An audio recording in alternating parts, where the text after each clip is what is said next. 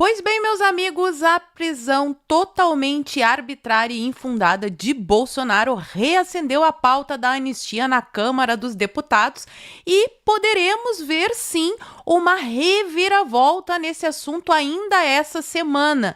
Vocês lembram que no passado o vice-presidente da Câmara prometeu pautar a anistia quando Hugo Motta não estivesse presente? Pois é, parece que ele terá uma excelente oportunidade de mostrar que tem palavra e culhões também. Ainda sobre a prisão de Bolsonaro, ontem aconteceu a audiência de custódia.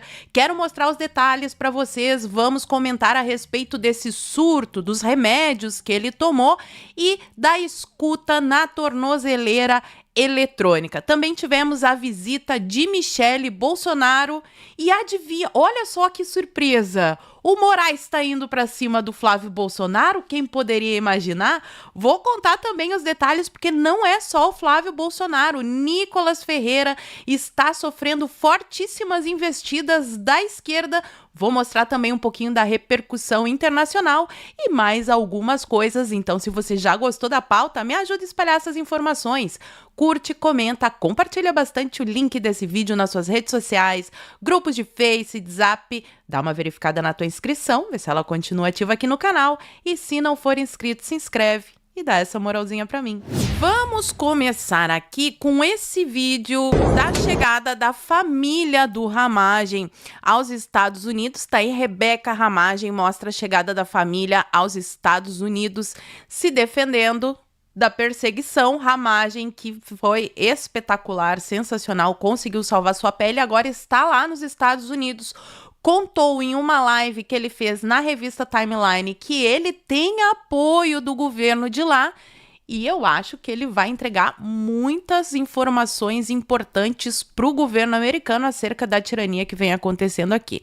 Então, um vídeo feliz, outro vídeo muito triste. Nós temos aí as primeiras imagens de Bolsonaro ainda lá na Polícia Federal, ele que foi preso no sábado, dia 22, com uma justificativa esquisitíssima.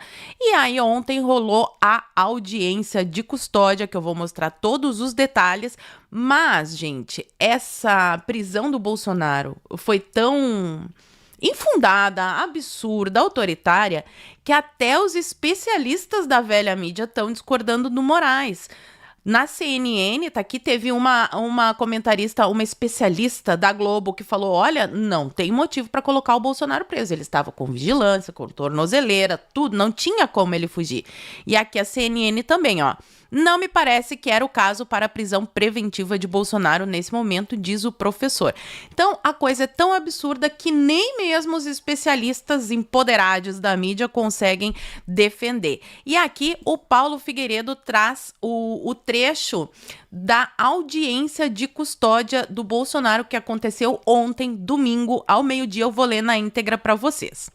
Indagado acerca do equipamento de monitoramento eletrônico, o depoente respondeu que teve uma certa paranoia de sexta para sábado em razão de medicamentos que tem tomado, receitados por médicos diferentes e que interagiram de forma inadequada. Aí aqui tem o nome dos dois medicamentos, que tem o sono picado, isso a gente já sabia, inclusive que o Bolsonaro soluça dormindo, olha, imagina o sofrimento. E não dorme direito, resolvendo então com um ferro de solda mexer na tornozeleira, pois tem curso de operação desse tipo de equipamento. Afirmou o depoente que por volta da meia-noite mexeu na tornozeleira, depois caindo na razão e cessando o uso da solda, ocasião em que comunicou os agentes de sua custódia. Então, o próprio Bolsonaro teve a iniciativa de comunicar o que tinha acontecido. Mas isso, obviamente, não consta ali naquela decisão do Alexandre de Moraes, que todo mundo entendeu que o motivo era a vigília.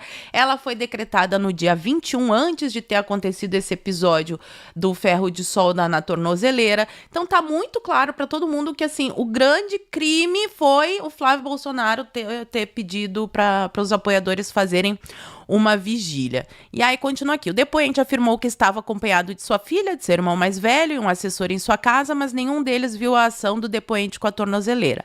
Afirmou que começou a mexer com a tornozeleira tarde da noite e parou por volta da meia-noite. Informou que as demais pessoas que estavam na casa dormiam e ninguém percebeu qualquer movimentação. O depoente afirmou que estava com alucinação de que tinha uma escuta na tornozeleira, tentando então abrir a tampa. Vocês acham que o Alexandre de Moraes seria capaz de algo assim? De colocar uma escuta na tornozeleira do Bolsonaro? Não, né? É alucinação. Claro que é alucinação. Fala pra mim aqui nos comentários. O Xande jamais, ele é uma pessoa que segue todos os ritos, todas as leis. Jamais Alexandre de Moraes pensaria em colocar a escuta na tornozeleira do Bolsonaro pra saber tudo que ele tá conversando. Será, gente? Bom, aqui a Folha de São Paulo fala sobre o surto, né? O que a grande mídia tá tentando dizer é que os remédios que o Bolsonaro toma não causam surto, que ele está mentindo, que ele tentou fugir, todo aquele blá blá blá. Então tá aqui a coluna da Mônica Bregamo. Surto de Bolsonaro foi causado por paranoia de que a tornozeleira tinha escuta, dizem aliados. Não, jamais ia ter escuta, né? O ex-presidente acreditava que suas conversas estavam sendo ouvidas pela polícia por meio de grampo instalado no aparelho e violação do equipamento foi incluída em justificativa de prisão. Mas quem lê a justificativa de 17 páginas, ele passa o tempo inteiro falando da vigília do Flávio Bolsonaro, depois ele cita os casos da Carla Zambelli e do Ramagem, que deixaram o país, e aí só um parágrafo desse tamanho que foi incluído de última hora ali no negócio da tornozeleira que ajudou, infelizmente, o Alexandre de Moraes. E assim, com relação ao surto e aos medicamentos, quem viu o vídeo do Bolsonaro, que eles alegam, né, pelo menos que é do Bolsonaro, porque a gente não vê o rosto, mas da tornozeleira ali, a voz dele tá diferente, ele tá diferente. Todo mundo sabe da condição de saúde do Bolsonaro, tanto que até a blogueira da CNN fala a respeito, olha só. Mas que não tinha a intenção de fugir. Quando a gente acompanha o vídeo, inclusive, da tornozeleira, o vídeo que foi feito sonoramente, de fato, a gente observa uma adversidade vocal em Jair. A diversidade vocal é... Tá, mas vamos lá. Bolsonaro. Isso foi identificado como se tivesse havendo uma vulnerabilidade diferente. Ele estava cheio de remédios nessa situação toda. Qualquer pessoa que não tivesse levado uma facada estaria aos frangalhos. O Bolsonaro, então, pior ainda, né? Porque tentaram acabar com a vida dele. Bom, e aí saiu, eu espero que para acabar com essa dúvida, um boletim médico, ó. Bolsonaro teve quadro de confusão mental e alucinações, diz boletim médico. Os médicos estão dizendo. Ex-presidente disse na audiência de custódia que tentou romper. Bom, vocês ouviram aí, eu li na íntegra para vocês. E aí o Xande, no alto da sua bondade, autorizou a visita da Michelle. Ela esteve ontem lá na sede da Polícia Federal e a Michelle deixa a Polícia Federal sem falar com a imprensa após visitar Bolsonaro. Tá aqui a fotinho dela, Michelle Bolsonaro aí, guerreira. Mas os filhos do Bolsonaro não vão ter muita liberdade para falar com o pai, porque o Xande limitou a visita dos filhos de Bolsonaro. Por determinação do magistrado, cada integrante da família poderá falar com o ex-presidente por apenas 30 minutos e um de cada vez. E aí nós temos o mesmo modus operandi do ovo que tudo vê. Eles não conseguem vencer o Bolsonaro nas urnas, então tornaram o Bolsonaro inelegível. Os apoiadores continuaram do lado de Bolsonaro, eles prendem o Bolsonaro na esperança de que isso retire o apoio do povo. E aí, como o Eduardo Bolsonaro foi denunciar as violações de direitos humanos lá nos Estados Unidos, eles estão já com um processo com o Eduardo Bolsonaro, vão tornar o Eduardo Bolsonaro inelegível no ano que vem. Eis que desde a semana passada a gente vem falando sobre Flávio Bolsonaro. Adivinha o que aconteceu? Vamos começar com essa sequência aqui do Paulo Capelli, ó. Moraes aponta ações de Eduardo e Flávio na decisão contra Bolsonaro. Lembrando que quando o Eduardo fez um post nas redes sociais, foi isso que deu origem a esse inquérito agora que ele está sendo acusado de obstrução da justiça. Começou o processo com o Flávio. E tá aqui, já tem pedido do PSOL. O PSOL aciona a PGR contra Flávio Bolsonaro por convocação de vigília. O crime de vigília. Sim, estamos vivendo num país onde fazer vigília virou crime. Bancada pede a investigação do senador por possível incitação ao crime de orar, deve ser, né? Com a Bíblia orar. Obstrução de justiça e facilitação de fuga. Olha, eu acho que eles estão tomando o mesmo remédio do Bolsonaro e estão alucinando, porque isso aqui, sinceramente, né? É demais. E o Nicolas também entrou na mira. A Globo usou um drone para filmar dentro da casa do Bolsonaro. E aí viu que o Nicolas estava usando o seu celular. Esse crime horroroso. E aí nós temos aqui a Beyoncé da Shopee, que já entrou com um pedido para Alexandre de Moraes, de notícia crime. Ó. Segundo imagens do drone da Globo, que, repito, filmou dentro da casa do Bolsonaro, o deputado usou um celular junto com o Bolsonaro durante a visita ao ex-presidente. Aí tá aqui o ofício. Como eu venho alertando esse pessoal que só pensa em eleição, quem realmente representar os interesses do povo para ir contra essa tirania da toga será limado da eleição. Simples assim, simples assim. E com todo esse episódio da prisão do Bolsonaro, obviamente a pauta da anistia ganhou força e o PL está mobilizando a bancada para pressionar pela anistia. Eles querem que ela seja pautada essa semana e segunda-feira, hoje, eles terão uma reunião lá no apartamento do líder da oposição, o deputado federal Zucco. E aí vem a reviravolta que eu falei para vocês.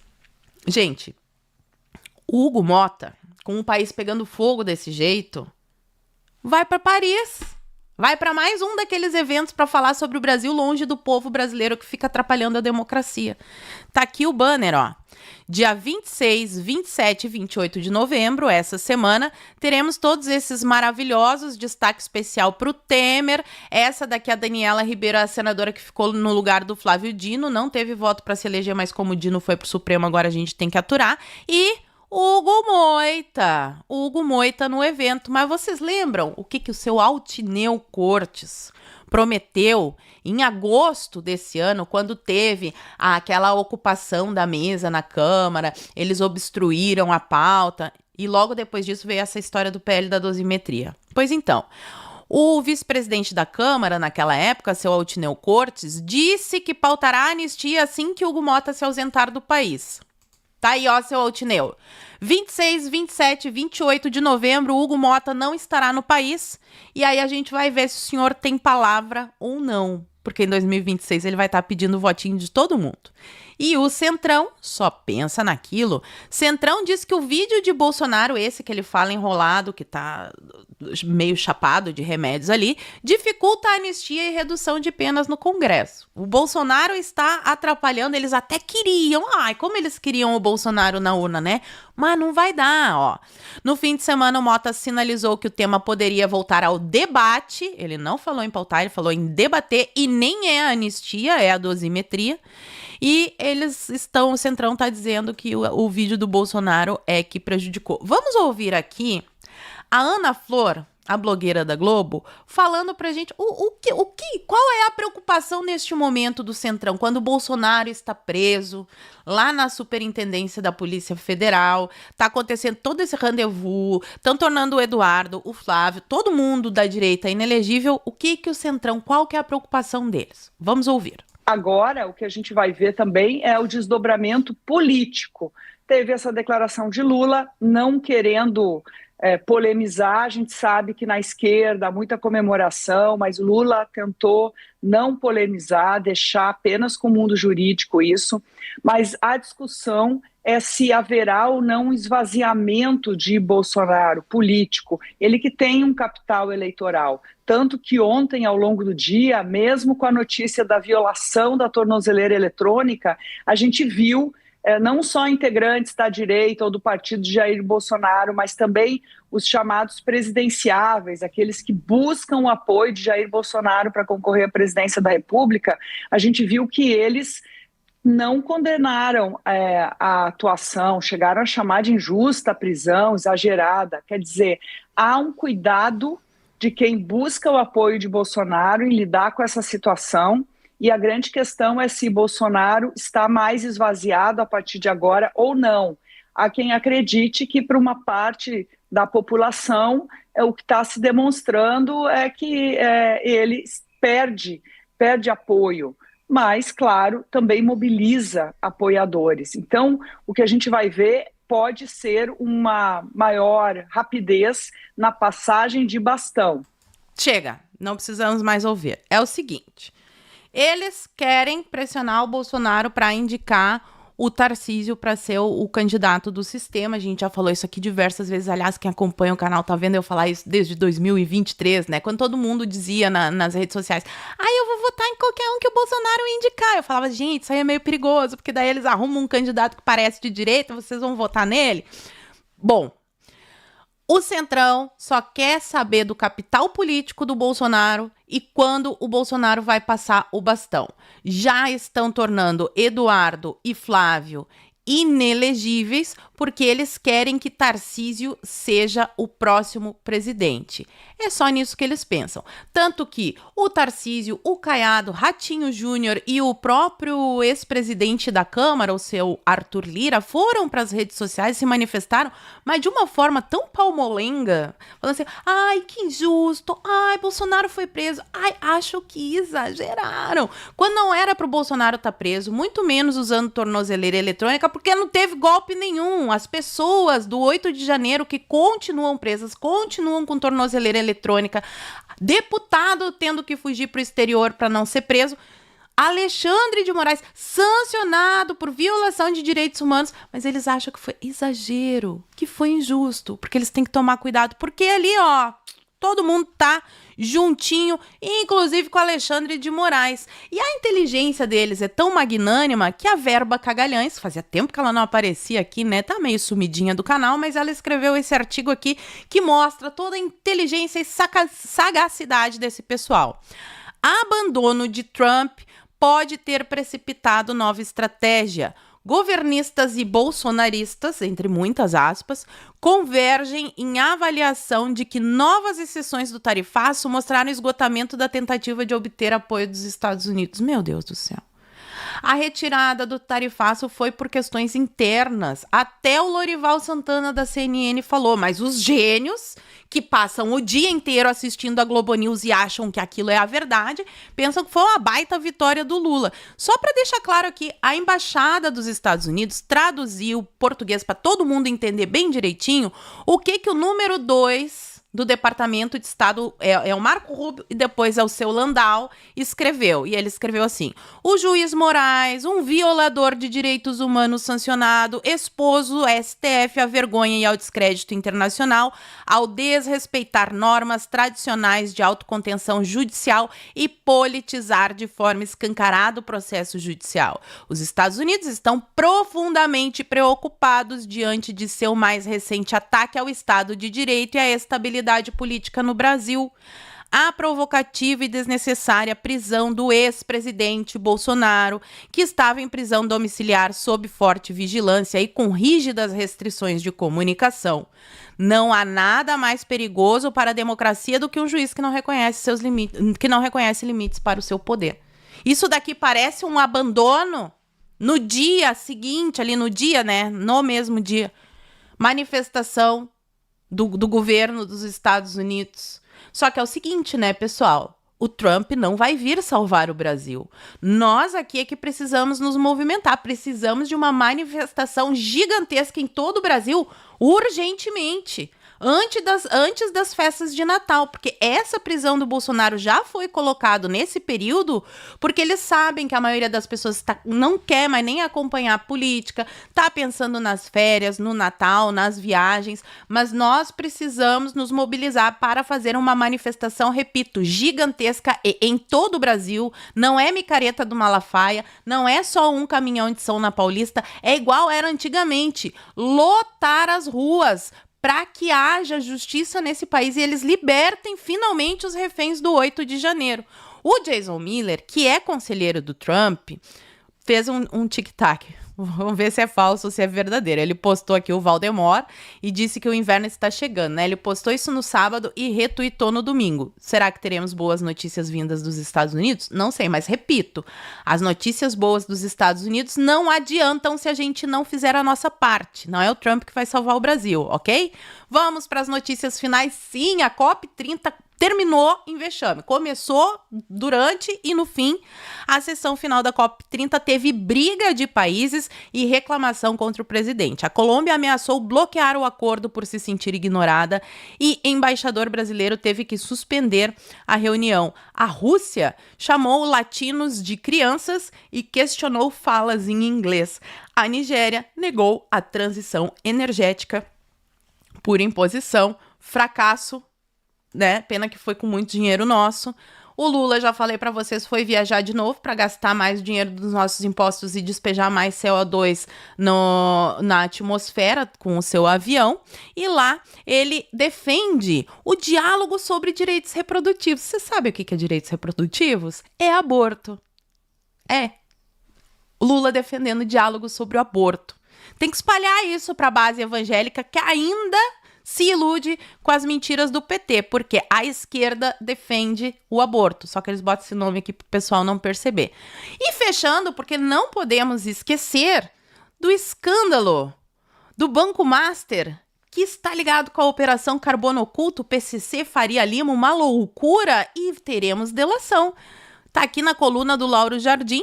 Delações na Operação Carbono Oculto sacodem em Brasília, oi Ciro Nogueira, e reforçam suspeita de elo com caso Master.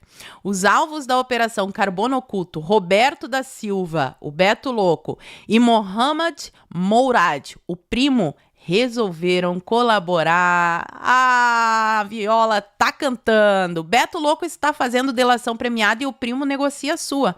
A Operação Carbono Oculto investiga a atuação do PCC no setor de combustíveis com a colaboração de algumas instituições financeiras, os maravilhosos Faria Limers, políticos importantes não só de Brasília, mas de São Paulo também aparecem nos relatos do delator. Tá ficando interessante isso aqui, hein? A propósito, no governo Lula se trabalha com a ideia de que a Carbono Oculto e o caso Master estão interligados. Inclusive, muita gente falou que a prisão do Bolsonaro era uma cortina de fumaça para ocultar esse escândalo aqui. Eu não sou muito adepta dessa tese. O Alexandre de Moraes queria prender o Bolsonaro no dia 22, usou a vigília do Flávio como desculpa e aí ganhou esse presente infelizmente pelo estado de saúde do Bolsonaro, do ferro de solda na tornozeleira.